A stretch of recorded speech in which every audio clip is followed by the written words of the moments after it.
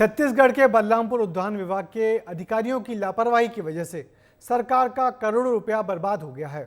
8 साल पहले 25 एकड़ जमीन में एक पार्क विकसित किया गया था, जहां पौधे मर रहे हैं और लाखों रुपए के सामान कबाड़ हो रहे हैं। आखिर ये योजना क्यों सफल नहीं हो पाई, देखिए हमारी ये रिपोर्ट।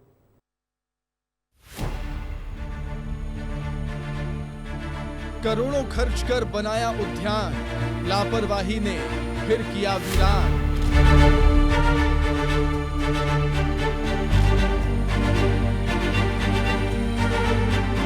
छत्तीसगढ़ सरकार उद्यानिकी के माध्यम से किसानों का आय बढ़ाने के लिए कई जतन कर रही है, लेकिन अधिकारियों की लापरवाही की वजह से बलरामपुर जिले में उद्यानिकी का हाल बेहाल है। यहाँ पर बघीमा गांव में 25 एकड़ में 8 साल पहले उद्यान विकसित करने का प्लान तैयार किया गया, लेकिन ये उद्यान आज भी वीरान पड़ा हुआ है और कागजों में ही सिर्फ किसानों का यहाँ विकास हो रहा है। देखिए हमारी एक ग्राउंड रिपोर्ट।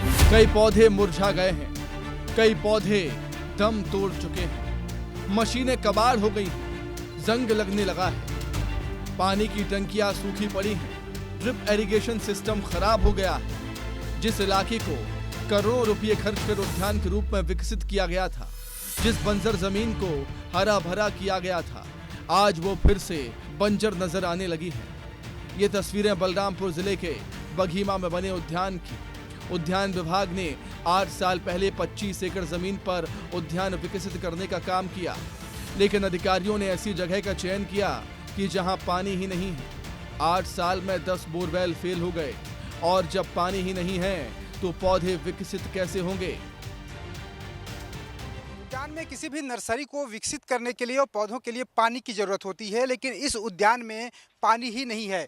कम से कम 8 से 10 बोरवेल किए जा चुके हैं यहाँ पर, लेकिन वो बोरवेल सक्सेस नहीं है ऐसा बताया जाता है। और देखिए सिंचाई के लिए, पौधों में सिंचाई के लिए मशीन लगे हुए हैं यहाँ पर, लेकिन इन मशीन काम नहीं कर रहे हैं। देखिए किस तरीके से सारे मशीन जंग खा रहे हैं। आपको दिखाना चाहूँगा, देखिए जंग लग चुका है सारे मशीनों में, लोहों में जंग लग रहा है, यहाँ लोहा में जंग लग चुका है, पूरा मशीन ही जंग लग चुका है। इसका उपयोग नहीं हुआ है जब से लगाया गया है। और ये देखिए इतने बड़े बड़े पानी की टंकी हैं, लेकिन यहाँ भी पानी नहीं है पूरी तरीके से। और यही वजह है कि जो पौधे हैं, देखिए अंदर ग्रीन हाउस का बनाया गया है, इसके अंदर जाकर देखते हैं कि आखिर पौधों की क्या हालत है, और उसके बाद सब कुछ समझ आ जाएगा कि आखिर अधिकारी जो हैं कितने लापरवाह यहाँ पे हैं, कि इसकी वजह से देखिए यहाँ पे पौधे मर चुके हैं। देखिए पौधे तैयार किए जा रहे थे, ये अमरूद के पौधे हैं, लेकिन ये पौधे पूरी तरीके से अब सूख गए हैं, पौधे खत्म हो चुके हैं। देखिए कितने सारे यहाँ पे पौधे मर चुके हैं, जबकि इसके लिए लाखों रुपए खर्च किए जाते हैं हर साल यहाँ पौधे तैयार करने के लिए, और उसके बाद भी पौधों का यहाँ पे संरक्षण नहीं हो रहा। 8 साल पहले जब शुरुआत की तो दावा था कि इससे 70 पंचायतों के किसानों को फायदा होगा, लेकिन ऐसा हो ना सका। पूरी योजना धरातल पर आते आते दम तोड़ गई। 2015-16 में बघीमा में हाईवे किनारे बनाया गया था उद्यान। अब तक 5 करोड़ रुपए से ज्यादा खर्च हो गए। 70 पंचायतों के किसानों को इसका फायदा होना था। बघीमा के इस उद्यान में भ्रष्टाचार उद्यान विभाग के अधिकारियों ने ही नहीं किया, बल्कि जल ग्रहण मिशन के तहत भी यहाँ खूब पैसे की बर्बादी हुई। जल ग्रहण मिशन के तहत यहाँ छोटे तालाबों का निर्माण कराया गया, जबकि पता था कि यहाँ पानी रुकने वाला नहीं है। पूरी जमीन पथरीली है, फिर भी 20 लाख रुपए खर्च कर दिए गए।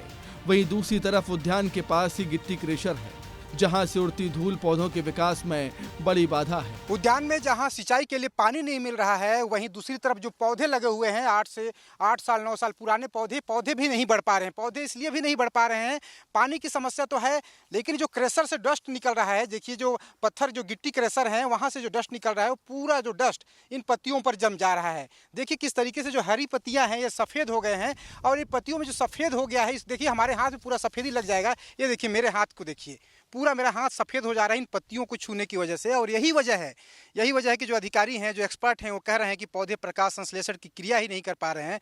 और यही वजह है कि यहाँ पे हजारों की संख्या में आम के और अलग अलग किस्म के जो पौधे लगाए गए हैं, देख लीजिए ये पौधे बढ़ ही नहीं पा रहे हैं। पौधों की जो हाइट है वो नहीं बढ़ पा रही है, पौधों में फल नहीं लग पा रहे हैं, पौधों में जो आम के पौधे कई हैं उनमें पर्याप्त मात्रा में बौर नहीं लग पा रहा है। यही वजह है।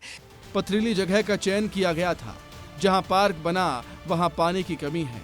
आसपास गिट्टी क्रेशर, जहां से धूल उड़ती है। दबी जुबान में अब मौजूदा अधिकारी भी इस बात को स्वीकार कर रहे हैं।